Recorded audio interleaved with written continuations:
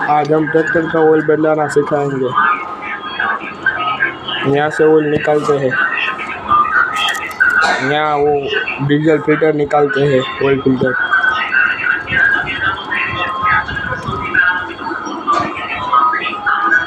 और इसको साफ करना, इसको इधर रिंग बैठ के डीजल फिल्टर की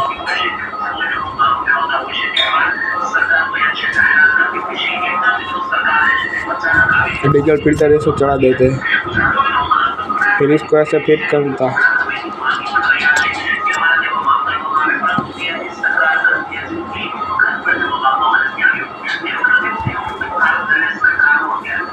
फिर इसको अच्छी तरह से टाइट करके ऊपर से डीजल का वाल्व खोल देना,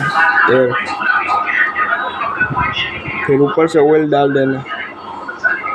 कंप्लीट ऑयल बदल गया अपना।